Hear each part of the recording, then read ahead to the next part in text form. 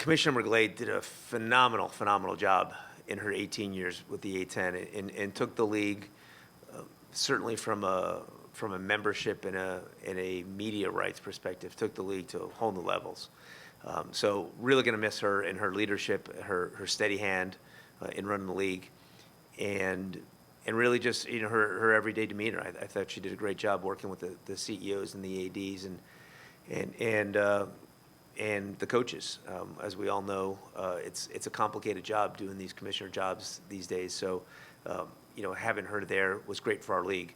And I'm certainly looking forward to whatever the presidents deem as the right person for the league going forward. If one man's opinion only, certainly, but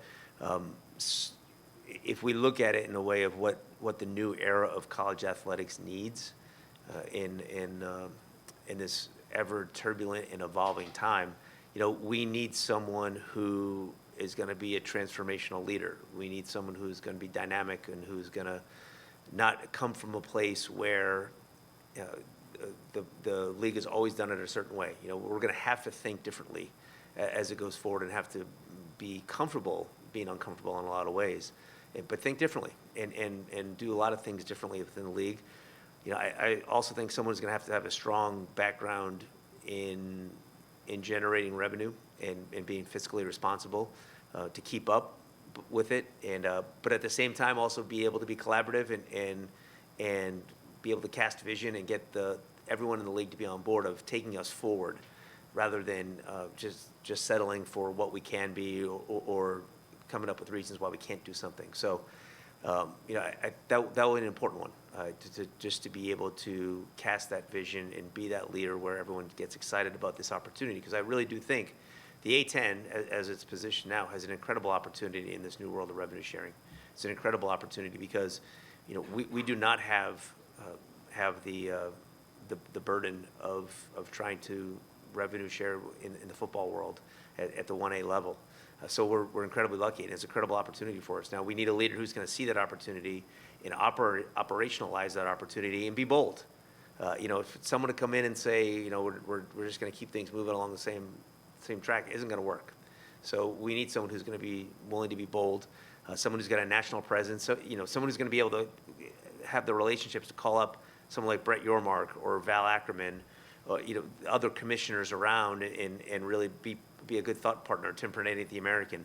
How do we do that? Like, how do we find someone who has those relationships from a national scale? So, realistically, these jobs are complicated. They really are. We need someone who understands all the complications of it, yet can bring a level of energy and excitement about the student athlete experience to the A-10.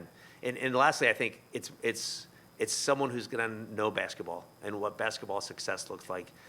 For someone to be able to come in here and leverage all the assets that this league has, you have to know what we have. You have to know what makes basketball programs good.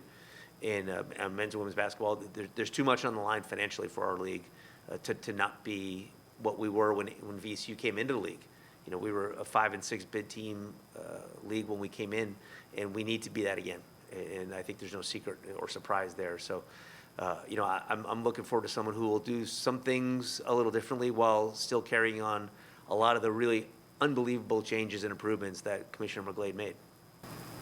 What was, do you remember your first interaction with Bernadette, whether it was here or at another school? And if I can have a follow-up, was her presence in the league a reason or a box checking off, you check your box off for VCU to make that move? Yeah, it's funny. I was interviewing at the same time VCU was going into the A-10. So two really good things I think happened at the same time, which is a good thing. I'll be a little self-serving in that. But I wasn't on the job for more than a day before Commissioner McGlade called me and welcomed me to the league and said whatever we can do to make VCU's transition into the league important. And she said, we want to make sure VCU can come in and compete in this league. And I said, well, all well and good. We're not going to come in to compete. We're coming in to win. And she kind of chuckled. But that was it. I mean, and I think, Bernie always gave me the grace and the leeway to really want to push this league to be better. Whether it was when I was chair of the ADs committee or on the membership committee or on the television committee, you know, we always at VCU try to push the envelope to be better. And she, from the minute we got in the league, she welcomed us with that. It wasn't, you know, come in and be in the league and sit and be quiet. I mean, she wanted our voice. She wanted our opinions. And I was really thankful for that because she made us feel valued from the second I got here. Moving the women's tournament here at the Henrico Sports and Event Center is obviously a big step for the Yeah. league. What did you hear from her over the years, but specifically over the last couple of years, about how she just valued the Richmond market specifically? Yeah, I mean, this area as a market is obviously tremendously important for the A-10, whether it's DC and Richmond together, if you want to call it that Mid-Atlantic area. I mean, you put the schools that we have here, the importance of women's basketball. I mean, nobody knows more about women's basketball than Commissioner McGlade. Take the fact that she's one of the best players to ever play at Carolina, male or female. She knows the game. She coached the game. She knows the game. And she could really see ahead of time of the importance that women's basketball would take on from a revenue perspective.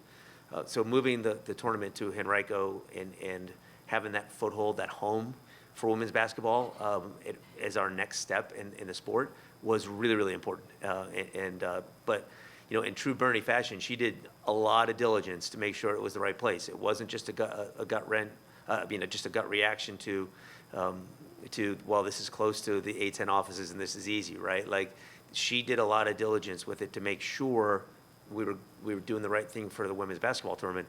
And she looks very smart now, considering the success that we've had in attendance in playing there the last 2 years. A lot of time these positions are, you know, former ADs. Do you have any interest in position?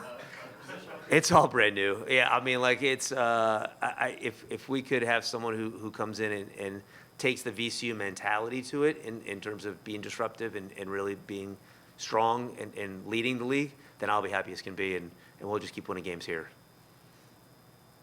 How's that, Zach? Was that a good answer? All right, good. Make sure. Just making sure. Yeah. I see Zach nodding. When you see the copy, you're going to see disruptive in capital letters. Yeah, but when you look at it, right, you know, we can't expect different results by doing the same things, right? We can't. And, you know, we have to be comfortable with things not being what they have been in college athletics, because the business is not the same thing as it has been in college athletics, right? The business has changed fundamentally forever. So we can either bellyache about the changes being made and this is hard and that's hard or whatever, or we can go forward. And, you know, to me, it's like if we get someone who wants to go forward every day, then that's going to be terrific for us.